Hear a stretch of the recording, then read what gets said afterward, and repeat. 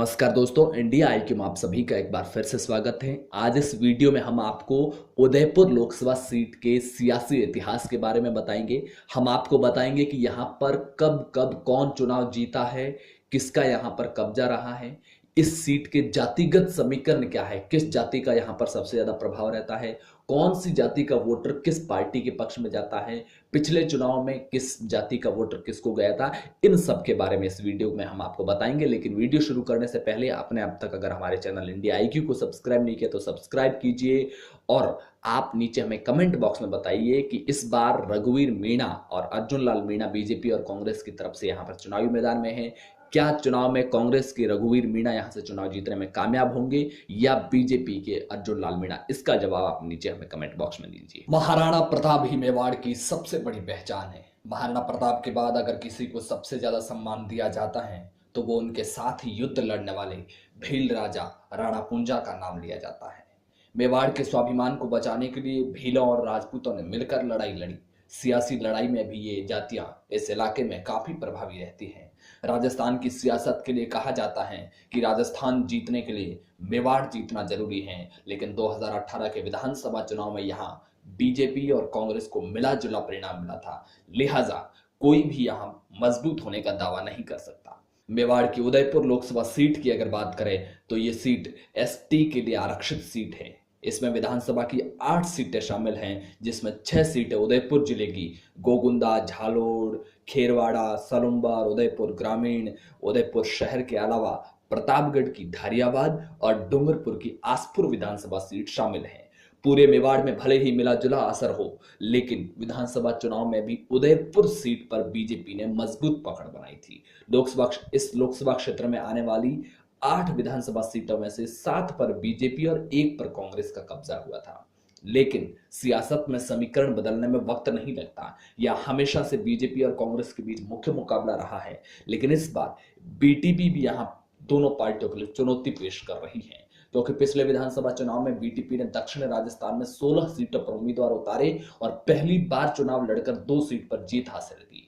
BJP Congress के दलित voter में सेंध मारी है। उदयपुर लोकसभा सीट के सामाजिक समीकरणों की अगर यहां पर बात करें तो इस लोकसभा क्षेत्र में कुल 20 लाख के करीब वोटर हैं, जिसका 80% शहरी क्षेत्र में है।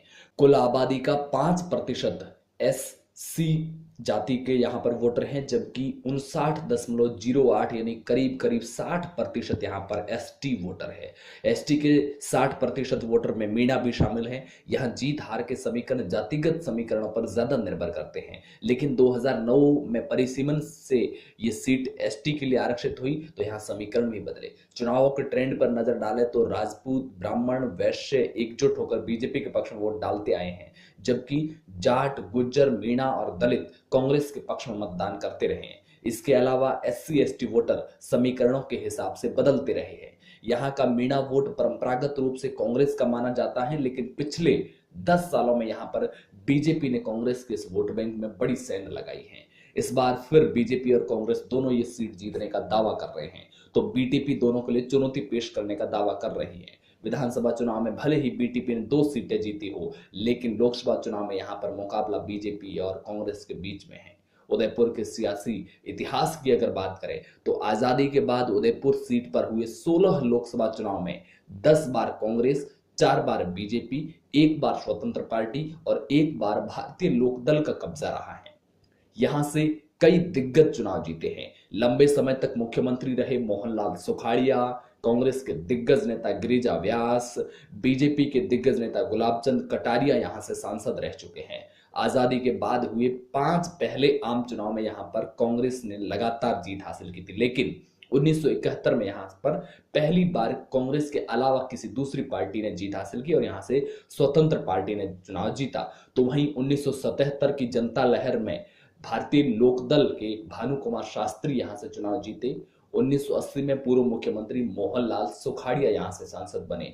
तो फिर 1984 के चुनाव में मोहनलाल सुखाड़िया की ही पत्नी इंदु बाला सुखाड़िया यहां से सांसद बनी। 1989 में बीजेपी के गुलाबचंद कटारिया ने बाजी मारी। इसके बाद 1991 और 96 के लोकसभा चुनाव में लगातार 2 बार कांग्रेस की गिरिजा व्यास ने यहां पर जीत का परचम लहराया। लेकिन जब 1998 के चुनाव हुए तो यहां पर गिरिजा व्यास बीजेपी के शांतिलाल चपरोत से हार गई। इसके ठीक एक साल बाद 1999 में गिरिजा व्यास ने बीजेपी के शांतिलाल जपलोत को हराकर एक बार फिर वापसी की, यानी कि गिरिजा व्यास यहां पर 3 बार सांसद बनी। लेकिन 2004 के लोकसभा चुनाव में बीजेपी की किरण माहेश्वरी के सामने गिरिजा व्यास को हार का सामना करना पड़ा। 2009 के चुनाव में यह सीट एसटी के लिए आरक्षित हो गई।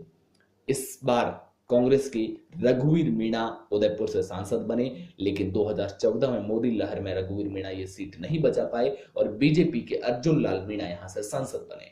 इस बार भी बीजेपी और कांग्रेस ने अपने पुराने योद्धाओं पर भरोसा जताया है। बात अगर मौजूदा सांसद अर्जुन लाल मीणा की करें तो 2014 के लोकसभा चुनाव में अर्जुन राम मीणा 2,36,762 वोटों से जीते थे।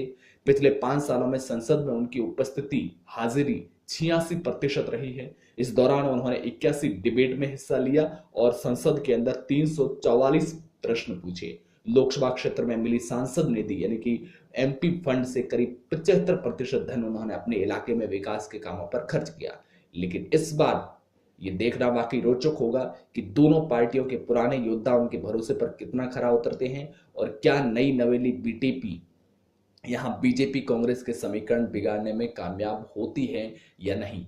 आप नीचे हमें कमेंट बॉक्स में ये बताइए कि उदयपुर में अगला सांसद कौन होगा। क्या कांग्रेस के रघुवीर मीणा यहां से चुनाव जीतेंगे या फिर बीजेपी के ही अर्जुन लाल मीणा एक बार फिर से यहां पर जीत हासिल करने में कामयाब होंगे और यहां पर कांग्रेस को हार का सामना करना पड़ेगा। अगर आपने अब तक हमारे चैनल इंडिया आईक्यू सब्सक्राइब नहीं किया है तो सब्सक्राइब कर लीजिए, पास के बेल आइकन को प्रेस कीजिए और अगर ये वीडियो पसंद आए तो लाइक कीजिए। अपने दोस्तों के साथ व्हाट्सएप पर, फेसबुक पर इसे शेयर जरूर कीजिए ताकि आपके लोकसभा क्षेत्र के हर व्यक्ति को उदयपुर के यहाँ के सियासी इतिहास का पता चल सके, यहाँ से कब कौन चुनाव जीता इसका पता चल सके और मौजूदा सांसद के कामकाज के बारे में पता चल सके।